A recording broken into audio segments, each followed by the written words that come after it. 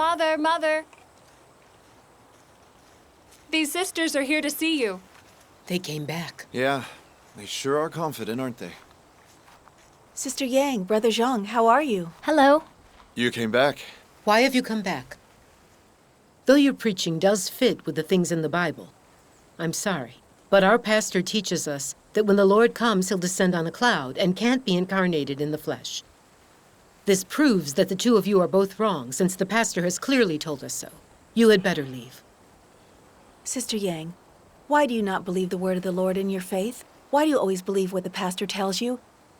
Does the pastor really know the Lord? Can the words of the pastor represent the words of the Lord? No. Think of when the Lord Jesus began his work. How did the chief priests, scribes, and Pharisees of the Jewish faith resist the Lord? Does this issue not warrant our deep thought and soul-searching? Yes. Egwang, the sisters have come from far away. If there are questions, let's go to the edge of the vineyard and chat. We should go. Why don't we go beside the brook where it's cooler? Yes, Yes, good. Let's go.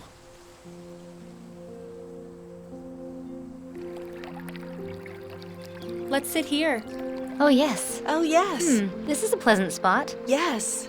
It's fresh and cool beside the stream. Yes. When we're working in the fields, we often come here Have to a rest. seat. Okay. Sister Yang, earlier you mentioned that the pastor said that the Lord couldn't become flesh again. In that case, would you say the pastor's words are based on the Bible? Do any of the Lord's words prove this? There are very clear prophecies in the Bible about the Lord appearing in the flesh and working in the last days. Yes. The Lord Jesus said, "For as the lightning comes out of the east and shines even to the west, so shall also the coming of the Son of Man be. For as the lightning that lightens out of the one part under heaven shines to the other part under heaven, so shall also the Son of Man be in his day. But first must he suffer many things and be rejected of this generation."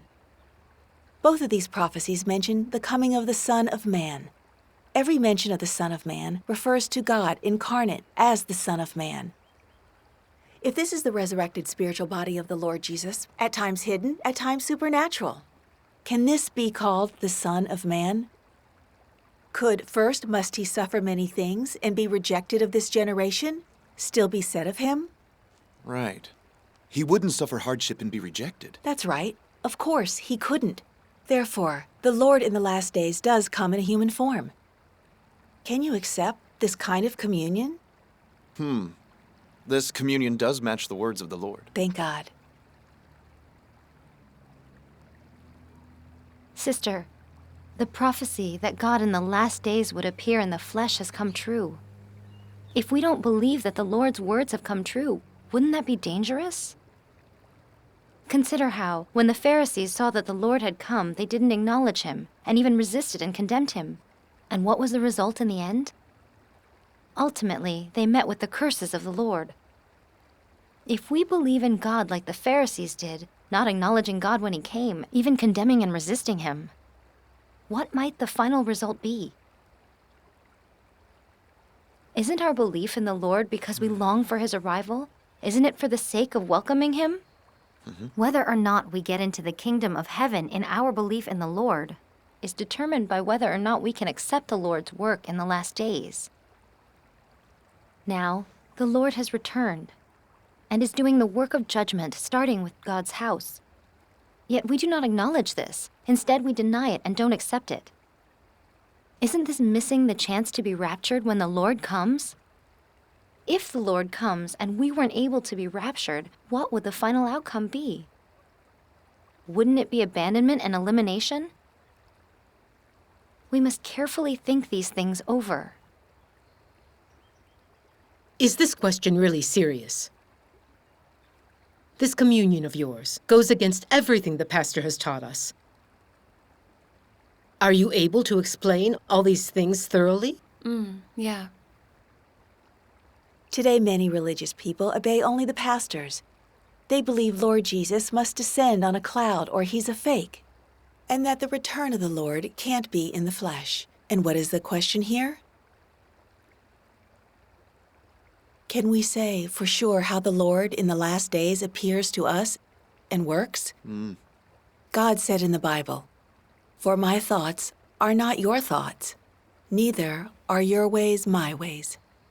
For as the heavens are higher than the earth, so are my ways higher than your ways, and my thoughts than your thoughts. Amen. Amen. In God's eyes, we are nothing but dust. How could we be able to fathom God's work? Correct. The pastor and elder have always believed that the Lord's coming will be upon a cloud and that he couldn't be incarnated as the Son of Man. Sister Yang, wouldn't you agree that any pastor speaking in that way is daring to define God?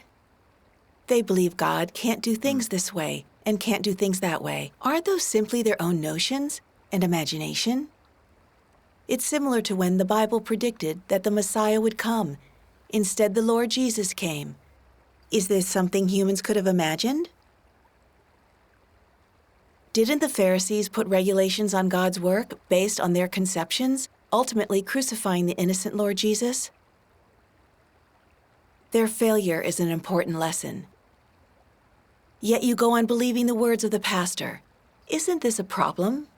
Yes. Sister, about welcoming the coming of the Lord, we mustn't believe whatever the pastor says, relying on conceptions to define God's appearance and work. The Lord Jesus said, God's sheep hear God's voice. Would you like to hear the voice of God? Yes. Of course. If you don't listen to the words of Almighty God, you'll miss the chance to hear God's voice yourselves. Sister, don't you see this is the Lord knocking on your door? If you don't listen to the voice of God, if you don't open the door for him, wouldn't you blame yourselves? Wouldn't you worry about missing the chance to be raptured? Could it be that you really don't want to hear God's voice? From the bottom of my heart, how could we not want to hear the voice of God? Awaiting the coming of the Lord, we hope to hear the voice of the bridegroom and to sit with the Lord at the banquet. Thank God. Thank God. Amen. Yes, thank the Lord. The past few years, we've been hoping for the Lord to come. It's just that we don't know how to hear his voice. With your visit today, this matter has been explained. And now we know it is very important to hear his voice. Right. Thank God. The pastor says that we are small spiritually and that he's afraid for us, that we might be deceived. They don't allow us to discover for ourselves. Brother, the Lord Jesus said, My sheep hear my voice, and I know them, and they follow me. If we are God's sheep, then we can discern God's voice. It is a real thing. Yes. There are many prophecies in Revelation. He that has an ear, let him hear what the Spirit says to the churches. When the Holy Spirit speaks in words, it is the voice of the Lord. If we don't listen to the words that the Holy Spirit speaks, how can we be sure that it's the voice of the Lord? If we always listen to the words of the pastors, will we be able to hear the voice of God? We won't. They don't allow us to read the words of Almighty God. Could it be that the pastor and elder can express the voice of God? You've listened to the preaching of pastors for years. Have you ever seen them express the words of God? No, we have not. Right. Have they actually heard the voice and words of God? Would you say, then, that the pastors and elders can hear the voice of God? If you were always restricted by the pastor and elders, what could be the consequences? If this is not taken care of, you will have a part in the sin that they commit in resisting God. In this way, it would be likely that you would be abandoned by the Lord. Today, we bring Almighty God's voice of the last days and words to your home, and if you still refuse, would such actions meet with the Lord's approval? Wouldn't this hurt the Lord? You really have convinced me. In the past, we were truly ignorant. We desire nothing more than to hear the voice of God and to seek the true way. Please commune with us. Yes. Yes, please commune with us. Thank God. Great, thank God. Hey, shouldn't we go back home and have some fellowship? Yes. Yes. Let's go Let's back go. home in fellowship. Let's go. Fellowshipping like this, you finally gain clarity and are willing to hear the voice of God. This is truly God's Amen. love. Thank the Thank Lord. the Lord. Okay, let's read the Word of God. Okay. Good. Almighty God says, how to measure whether or not it is the true way, and whether or not it is the work of God. What is the most basic principle in seeking the true way? You have to look at whether or not there is the work of the Holy Spirit, whether or not these words are the expression of the truth, who is testified to, and what it can bring you. Distinguishing between the true way and the false way requires several aspects of basic knowledge, the most fundamental of which is to tell whether or not there is the work of the Holy Spirit. For the substance of man's belief in God is the belief in the Spirit of God. And even his belief in God incarnate is because this flesh is the embodiment of the Spirit of God, which means that such belief is still the belief in the Spirit. There are differences between the Spirit and the flesh. However, because this flesh comes from the Spirit and is the Word become flesh, thus, what man believes in is still the inherent substance of God. And so, in distinguishing whether or not it is the true way, above all, you must look at whether or not there is the work of the Holy Spirit. After which you must look at whether or not there is truth in this way. This truth is the life disposition of normal humanity, which is to say, that which was required of man when God created him in the beginning, namely, all of normal humanity, including human sense, insight, wisdom, and the basic knowledge of being man. You need to look at whether or not this way takes man into a life of normal humanity, whether or not the truth that is spoken of is required according to the reality of normal humanity, whether or not this truth is practical and real, and whether or not it is most timely. If there is truth, then it is able to take man into normal and real experiences, and man, furthermore, becomes ever more normal. Man's human sense becomes ever more complete. Man's life in the flesh and the spiritual life become ever more orderly, and man's emotions become ever more normal. This is the second principle. There is one other principle, which is whether or not man has an increasing knowledge of God, whether or not experiencing such work and truth can inspire a love of God in him and bring him ever closer to God. In this can be measured whether or not it is the true way. Most fundamental is whether this way is realistic rather than supernatural, and ultimately whether or not it is able to provide the life of man. If it conforms to these principles, the conclusion can be drawn that this way is the true way. Amen. Hey, that makes sense.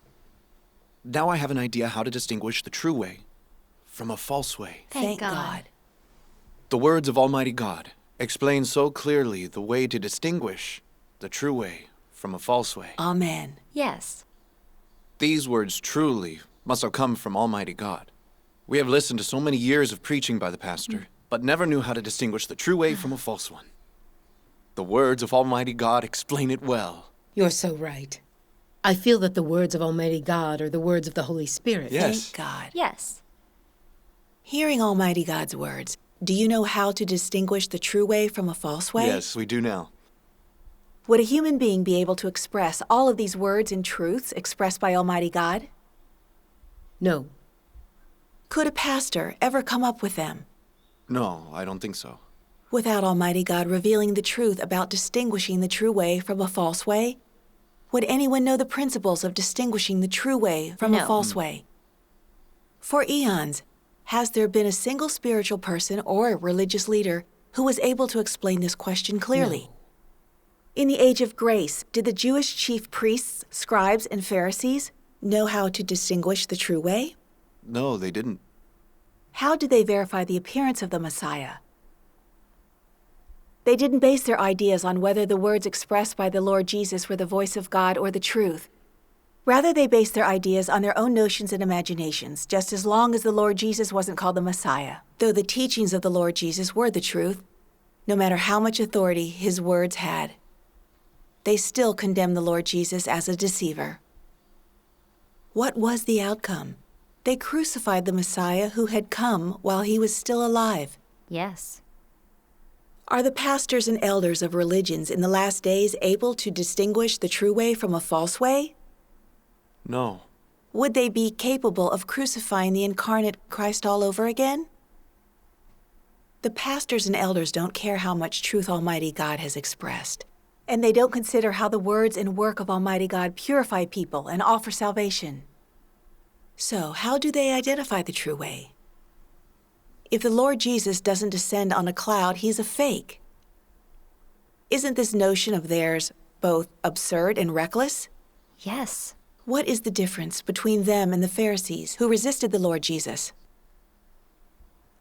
Almighty God of the last days has arrived and revealed the truth of how to tell the true way from the false ones, so we are finally able to fully understand. Right. The words of Almighty God are the truth and are the voice of God. Amen. You can hear this, can't you? You're absolutely right. I am certain that the words of Almighty God are the truth, and that they're the voice of God. Thank God. In that case, let's read more of the words of Almighty God. Okay. Okay. Almighty God says, I was once known as Jehovah. I was also called the Messiah, and people called me Jesus the Savior, because they loved and respected me.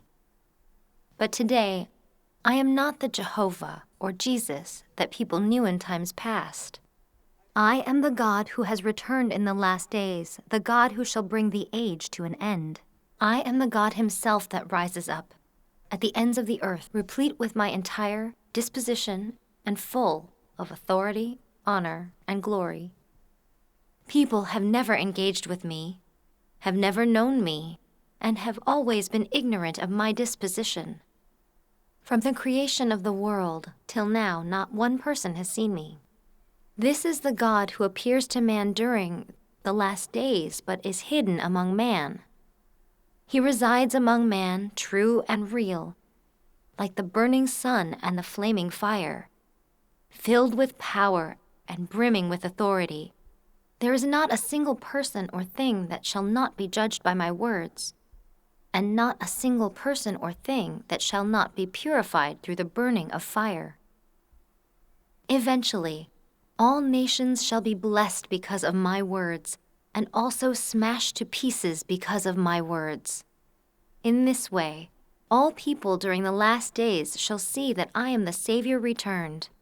I am the Almighty God that conquers all of mankind. Amen. And I was once the sin offering for all of mankind. But in the last days, I also become the flames of the sun that burn all things, as well as the sun of righteousness that reveals all things. Such is my work of the last days. I took this name and am possessed of this disposition, so that all people may see that I am a righteous God, and am the burning sun and the flaming fire. It is so that all may worship me, the only true God, and so that they may see my true face. I am not only the God of the Israelites, neither am I only just the Redeemer. I am the God of all creatures throughout the earth, all of the heavens and all of the seas. Amen. Hey, Mom, I feel like these words are God's words. A person couldn't have said these True. words. These words have authority and power. Right. This does seem like the voice of God. Right. You're absolutely right. This is the voice of God. God's sheep hear God's voice. Haven't you heard God's voice today? Thank the Lord. It appears that seeking to hear the voice of God is the right thing to do.